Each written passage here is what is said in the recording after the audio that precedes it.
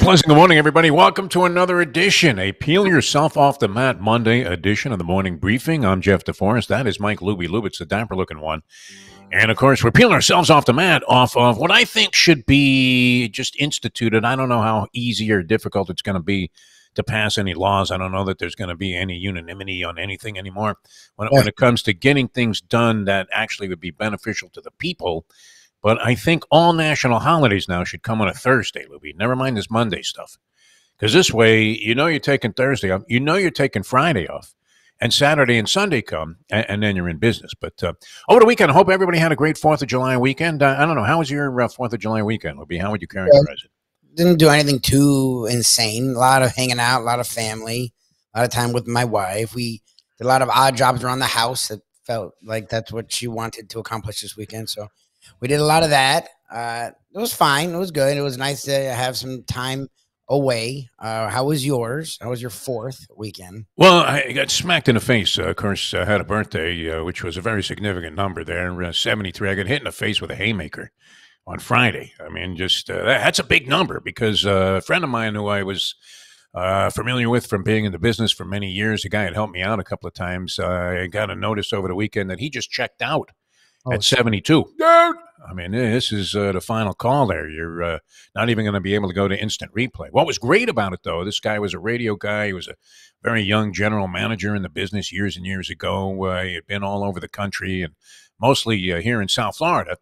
And what was great about it was he was very innovative. And it turns out we got word as we were saying, our last, regards to this guy and talking about how he helped us out a couple of times in the business, that he had traded out his funeral, that the food had also been traded out to catering. And on top of that, he had an emblem of a local car dealer, on his coffin. So he had sold advertising on his coffin, and I think that was very, very appropriate. Now, if you're not that desperate for money and you got a little bit of gambling capital working, in fact, even if you're looking for some free capital to add to your already lucrative bankroll, BetOnline is your number one source for all your sports betting needs this season, from baseball, golf, soccer, right on through the top fights. Just had Shaker Stevenson in a fight, UFC, MMA, boxing. They do it all, every stat, every matchup, even live odds while the events are in progress. Can you believe this? I had to be 73 now. I couldn't turn the clock back and enjoy this for the rest of my life. Live odds during the game, Lubie. When the game's over, you can head on over to the online casino, play poker, play blackjack, take advantage of over 150 slot games that are available to you. Head to the website today. Get in on all the action. Use the promo code BELIEVE, BLEAV, and you'll get a 50% free bet credit on your first deposit up to $250. Bet online. The game starts here.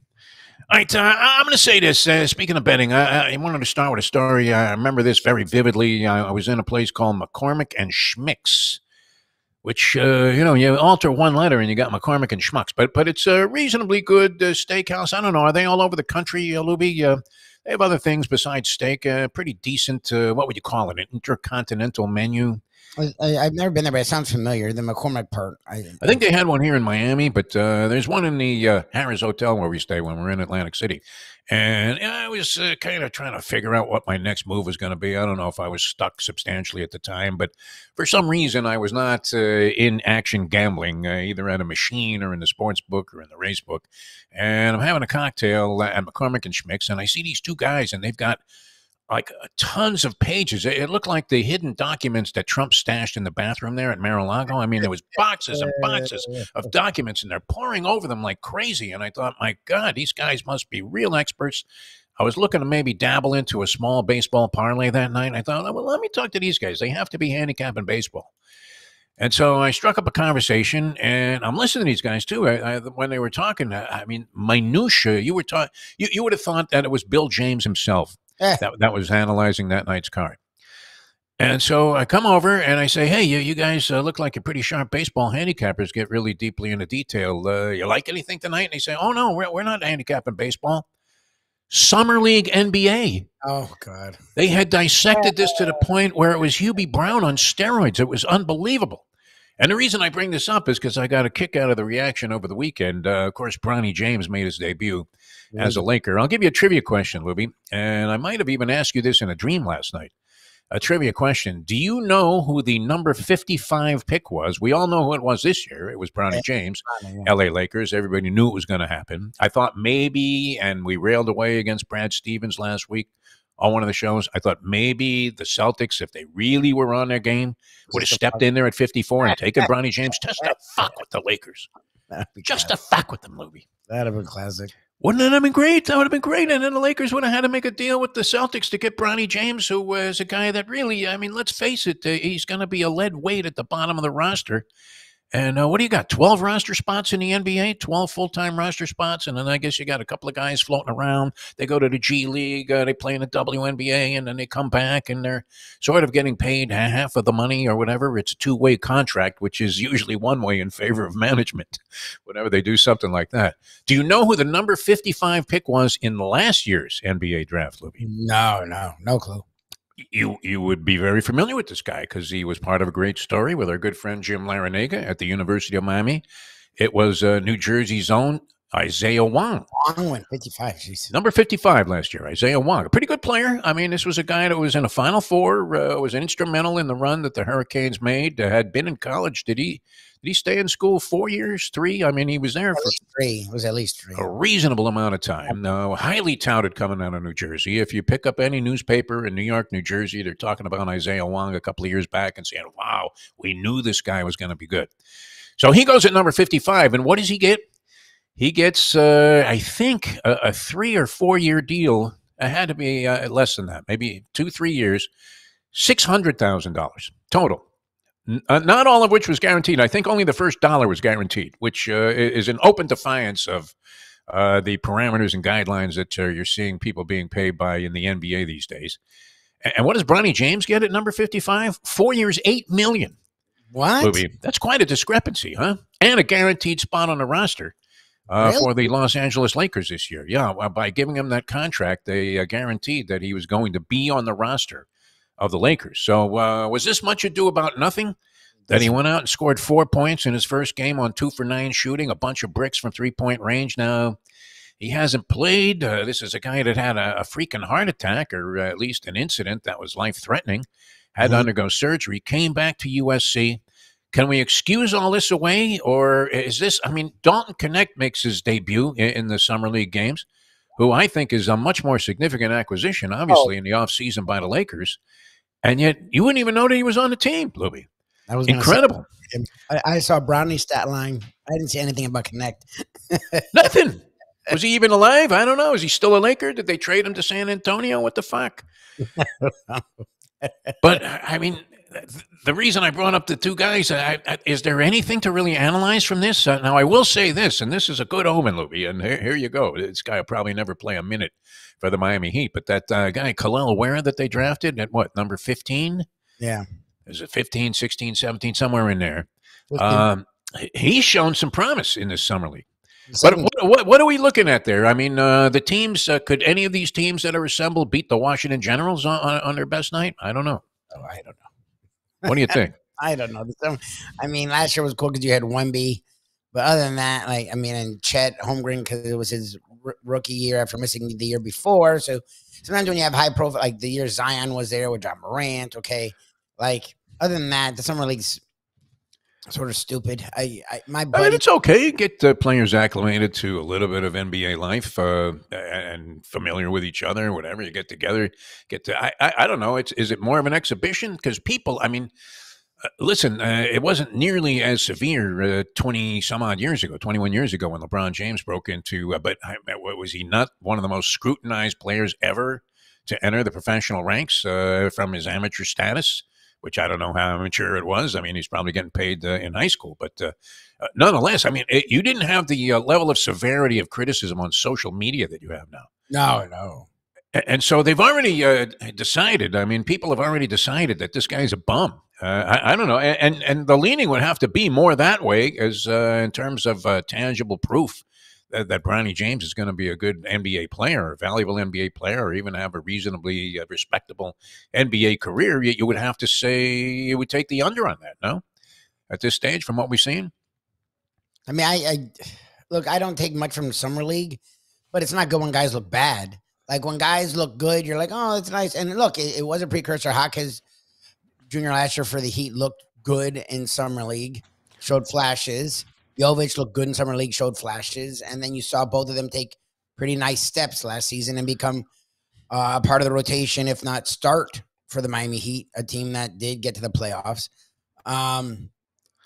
So it summer league can be helpful, but when you see it, I don't know what to do when guys struggle. It's like, okay, I mean, if they're struggling, How heavily scrutinized should it be? I guess. I don't. The Bronny thing, I think, is going to be a disaster. But I mean, I think you sort of know that going in. Like, Yeah. I think Laker fans, Laker brass, don't expect anything from him. It's just publicity. It's a way to keep LeBron happy. And LeBron's so serious about it, as if this would have happened no matter what. No way. That it was a natural move. They got to 54 in the draft. Celtics passed on Bronny James, and they just couldn't resist. No. Because it's like, how did this guy? It was like when you thought Justice Winslow was going to be a player, and you're really saying to yourself on draft day, how did this guy, a man of this massive talent, fall into our lap? I don't know that the Laker brass were saying that. They were like, fuck. Thank God nobody wanted this kid. But $8 million, 4 years guaranteed roster spot compared to what appeared to be a much more accomplished coming out of college Isaiah Wong from the University of Miami Final Four participant. Real quiet guy, seemed to be one of those humble guys that would just go about his business and do the work, wasn't going to create a lot of fanfare.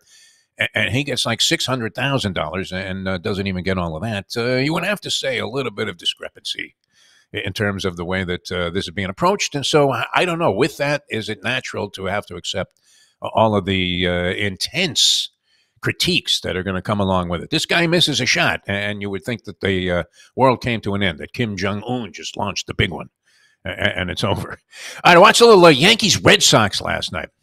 Now you're familiar with this because of the many talk shows we've done, and there's natural interest in New York sports here in South Florida because most of the people that live here, if they didn't just come over from Haiti or Cuba, they happen to be from New York, right? That wasn't meant to be in any kind of way a disparaging comment about people from Haiti or Cuba, but look, that's the way it is right now here in Miami. But a lot of New York interest is the point that I'm trying to make in sports. And so, naturally, many Yankee fans have called into our shows over the years. And what's the one thing? I mean, if you could find a consistent, something that was just almost a given, it was that Aaron Boone was the worst manager in the history of Major League Baseball. Oh, yeah.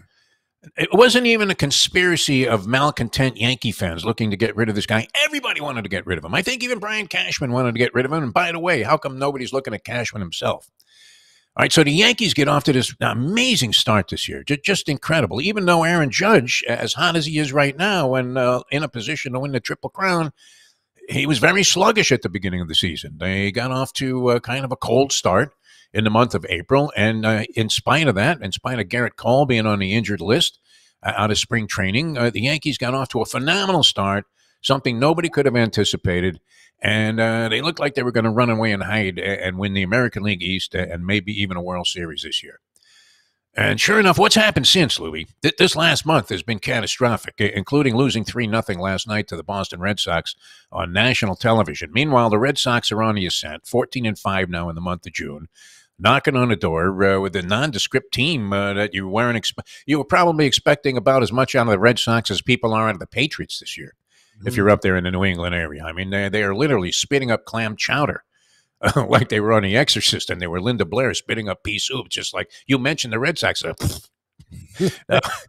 assuming they're optimistic, but I don't know that they saw this happening, and especially with this ascent and descent that's going on simultaneously with the Red Sox on the rise and the Yankees just dropping to rock bottom, losing series after series and game after game and having an horrendous upside-down record in the month of June in spite of Aaron Judge playing literally. I mean, you may as well just stamp this guy's magic carpet, Ryan, if it wasn't there already, to the Hall of Fame off what he's doing so far through the first half and a little bit plus of the season. But how come nobody's looking at Aaron Boone anymore? I mean, they gave him a free pass. It didn't take much to patch up all of that negativity, all of the disparaging remarks, I mean, humiliating remarks that were always being applied about Aaron Boone. All of a sudden, he got to be good as a manager?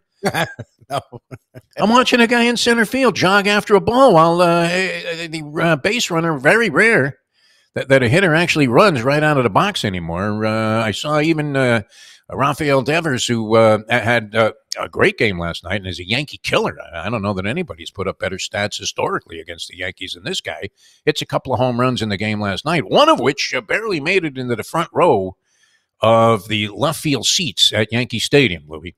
And yet, as they're showing this guy, and it is true, I mean, this is a Phil Mushnick thing of the New York Post, where he's screaming like he was Robert De Niro in the movie The Fan. Hustle! Why don't you hustle? Exactly. And actually ended up like killing a guy. Well, probably one of the worst sports movies ever made. Which was worse, that movie, The Fan, or One on One with Robbie Benson? What do you think? One, The Fan was pretty rough.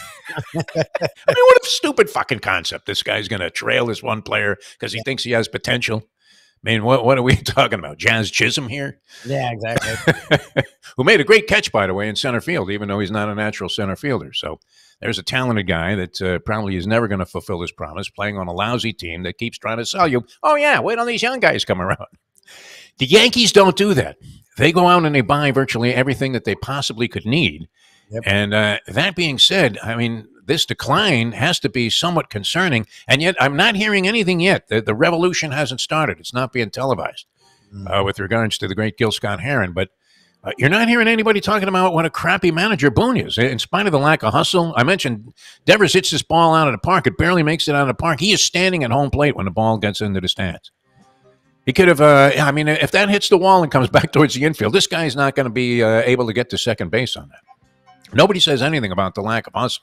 That's crazy. Yeah, it's absolutely insane. But as you're watching the decline of the Yankees, I'm just waiting for the onslaught of negativity that is usually associated with Aaron Boone and Brian Cashman, and it hasn't surfaced yet, Lubie. So that's something to look for. I mean, that'll be more scrutinized than the mental capabilities of one Joe number 46 Biden, which this has become a field day, right? Deciding whether or not he's going to stay in the race. I don't know. George Stephanopoulos, this guy was unbelievable. He was like Jim Gray interviewing Pete Rose about his gambling problem. It was weird. It was very combative. He went after him, and I think Biden did fine. There's a weird section. He was fine, yeah. I mean, he was all right. He was alive. He was breathing. He didn't do any of the things that people are waiting for. It's like they're waiting. We're in the weirdest world where Trump literally... They finally started to talk about Project 2025. It clearly is connected to Trump. It's clearly Trump's plan. It's clearly what Trump will do if he gets into office. And he had to start backpedaling. And then you have this section of the Democrats that are so fucking stupid that won't just get out. It's like, dudes, shut the fuck up. Yeah. And isn't the story. Biden it doesn't fucking matter about Biden. That's the whole point is that. You would be better off with a corpse, literally. At least with Biden, we know we're going to get what we have now. With Trump, we know we're not. So it's over, my friend. It's weird. As the story tries to move forward, you have these like stupid fucking Democrats that won't just shut the fuck up. The rest of the world has moved on. Like the focus is on Project 25, the Supreme Court. Trump looks way more unhinged than Biden. Oh no, he's out of his mind. Biden's doing every speech he does. He looks fine. Trump, every speech. It's like, what? I don't even know what he's talking. He talks sharks. He should just be doing one of these. like, why do you guys? Insane. No, it's all insane. Stephanopoulos, though, I mean, just like Jim Gray was standing there, like, what was that, the All-Star game or some old-timers day or whatever. They let Pete finally into the ballpark, and there's Jim Gray. He's got to be an asshole. And he's like, did you bet on baseball, Pete? Wouldn't you like to tell your fans right now, right here on my interview, that you bet on baseball? Never mind trying to sell your book when you're finally going to make that admission. Come on, get the fuck out of here, Jim. Stephanopoulos wouldn't leave it alone. It's like, dude. Wouldn't leave him alone. He's answered it like 6 times. Yeah. What are you doing? Meanwhile, Wimbledon, I mean, just been great. You couldn't ask for a more wide-open competitive sport right now than professional tennis, both men's and women's. It's wild. You got the transition to the younger guys, Alcaraz and Sinner. You still have the Joker hanging around. He's always going to be a tough out, even on one leg. This guy is maybe, and I've said this before, I don't know. You can have Michael Jordan. People would probably put that up as their first entry. Has there been a more mentally tough guy than Novak Djokovic in competition? Probably make a case for many people, but man, I mean, this guy, you have to beat the fuck out of this guy to beat him. Yep. He is not going to go out there and make a bunch of tragic errors like you see people melting down. There's more crying on the women's side of Wimbledon than there will be in the upcoming Olympic figure skating competition, Libby. Tears are flowing. And then on top of that, you have the departure of Andy Murray, who was supposed to play maybe one more match in mixed doubles with the lovely Emma Raducanu, who's kind of making a comeback this year, a little bit of a comeback from injuries. Beautiful girl who won the U.S. Open a few years back. Looked like, she was, I think, 16 years old. Was she seen with Bill Belichick recently? Ah, I'm not sure. Actually, we missed out on the Battle of the Beauties, the Battle of the Babes, because Raducanu got eliminated improbably by a qualifier named Lulu's Son, who I think is a Jewish girl from New Zealand. Lulu's Son. No, I don't know if she's Jewish, but she is from New Zealand. Nobody had ever heard of her. She's had to win like 6 matches just to get into the tournament, and she knocks off Raducanu yesterday. And Paula Badosa, who is now kind of the poster child for tennis babes, dating Stefanos Tsitsipas, and always in pictures all over social media in lovely striking poses. And a very good player, but she's had a ton of injuries, some very serious stuff happen to her back, and surgeries and all kinds of stuff. Mountain and ice comeback, and it would have been Raducanu against Badosa. What would you have felt like Bill Belichick if you were watching that, Lubie? Because let's face it, Lubie, there's no way to avoid that at some point in time, if you're watching these two players, no matter how sensational the level of play is, and you're a guy, and you have to, even women are probably thinking, man, those two women are hot.